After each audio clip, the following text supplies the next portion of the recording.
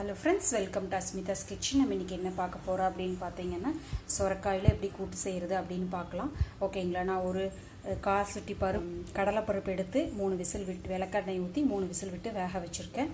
ஓகேங்களா, அதுக்குள்ளே 1 கப்பு ஓகேங்களா சொரக்காயை தோலை நல்லா சீவிட்டு உள்ளே போடுறேன். ஓகேங்களா, ஒரு 2 விசில் விட்டு எடுத்துக்கலாம். ஓகேங்களா, இப்போ கடலைப்பருப்பை வேக வச்சு எடுத்துட்டேன் விளக்கெண்ணெய் ஊற்றி. ஓகேங்களா, அதுக்கப்புறம் சொரக்காய் 1 கப் போட்டிருக்கேன். இது கொஞ்சம் தண்ணி ஆட் பண்ணிக்கலாம். தண்ணி ஆட் பண்ணிவிட்டு ஒரு 2 விசில் விட்டு எடுத்துக்கலாம். நான் 2 விசில் இது வெந்துடும். ஓகேங்களா, இப்போ அது 2 விசில் விட்டு இறக்கி வச்சுட்டேன். அதுக்குள்ளே நம்ம கிரேவி ரெடி பண்ணிக்கலாம் கடாயில். ஓகேங்களா, அடுப்பில் வச்சு எண்ணெய் ஊற்றிருக்கேன். ஓகேங்களா, கடுகு போட்டிருக்கேன், அது பொரியட்டும். கடுகு பொரியுது. 1 ஸ்பூன் அளவுக்கு உளுந்தம்பருப்பு போட்டுக்கலாம். இப்போ சிம்மில் வச்சுக்கிறேன். உளுந்தம்பருப்பு போட்டிருக்கேன். அதுக்கப்புறம் 3 பச்சை மிளகாய் போட்டிருக்கேன். அது கூட மிளகு 1 ஸ்பூன் போடுறேன். சீரகம் 1 ஸ்பூன் போடுறேன். நல்லா வதக்கி இது நல்லா வதங்கின உடனே நான் அடுப்பை ஆஃப் பண்ணிடுறேன். இப்போ அடுப்பை ஆஃப் பண்ணிடுறேன். இது கூட தேங்காய் பூ போட்டு அரைச்சி எடுத்துக்கிறேன். தேங்காய் பூ 1 கைப்பிடி அளவுக்கு எடுத்துக்கிறேன். ஓகேங்களா, ஒரு கைப்பிடி அளவுக்கு தேங்காய் பூ போட்டு கலக்கி மிக்சியில் போட்டு எடுத்துக்கிறேன். ஓகேங்களா, இது அடுப்பு ஆஃப் பண்ணிவிட்டு ஓகேங்களா, இது சூடு ஆறுனதுக்கப்புறம் நான் உங்களுக்கு மிக்சியில் போட்டு எடுத்துகிட்டு காமிக்கிறேன். இந்த மாதிரி பேஸ்ட்டாக நீங்கள் அரைச்சி எடுத்துக்கோங்க. ஓகேங்களா, அதுக்கப்புறம் அதே கடாயை அடுப்பில் வச்சுக்கலாம். இப்போ மறுபடியும் அடுப்பை ஆன் பண்ணிவிட்டு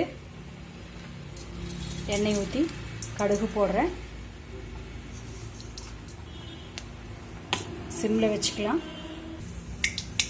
கடுகு பொரிஞ்சோடனே கடலைப்பருப்பு இல்லைன்னா உளுந்து பருப்பு எது வேணுமோ அதை போட்டுக்கோங்க. கடுகு பொரிஞ்சோடனே போட்டுக்கோங்க. கடலைப்பருப்பு வெந்தோடனேயுமே நம்ம குக்கரில் வச்சுருந்தோம் இல்லைங்களா, அதை எடுத்து அப்படியே நம்ம கொட்டிக்கலாம். ஓகேங்களா, கடலைப்பருப்பு சொரக்காயும் நம்ம போட்டு வேக வச்சுருந்தோம், அதை கொட்டிக்கலாம். இப்போ ஃப்ளேமை இன்க்ரீஸ் பண்ணிக்கலாம்.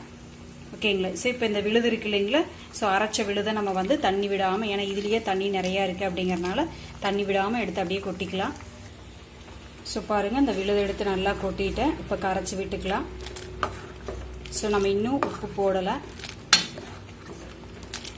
ஓகேங்களா, உப்பு மஞ்சத்தூளும் போட்டுடலாம். மஞ்சத்தூள் 1/2 ஸ்பூன் போடுறேன். உப்பு 1/2 ஸ்பூன் போடுறேன். பார்த்துட்டு ஓகேங்களா, மறுபடியும் நம்ம உப்பு ஆட் பண்ணோம் அப்படின்னா பண்ணிக்கலாம். இது நல்லா உங்களுக்கு பச்சை வாசம் போக வரைக்கும் நல்லா சுண்டி வரட்டும்.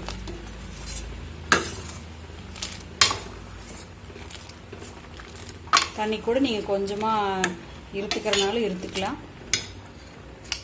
நான் நல்லா வேக வைக்கிறேன். அப்போ குழந்தைய சாப்பிட்றதுக்கு நல்லா இருக்குது அப்படிங்கிறனால நல்லா வேக வச்சிடுறேன்.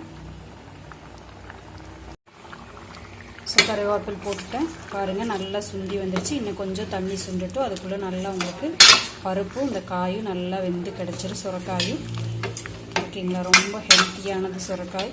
ஓகேங்களா, உடம்பு குறையணும் அப்படிங்கிறவங்க இதெல்லாம் வாரத்துக்கு 2 தடவை 3 தடவை சாப்பிட்லாம். நம்மளுக்கு ரொம்ப நல்லது. இறக்கும்போது கொத்தமல்லி தழை போட்டு இறக்கிக்கலாம். இப்போ டேஸ்ட் பார்த்துக்கோங்க. உப்பு பத்திரான உப்பு போட்டுக்கோங்க. தண்ணி சுண்டணும் இல்லைங்களா, அதுக்கு தகுந்த மாதிரி உப்பு போட்டுக்கோங்க. இந்த மாதிரி கெட்டியான பதம் வந்தீங்கன்னா ஆஃப் பண்ணிக்கலாம்.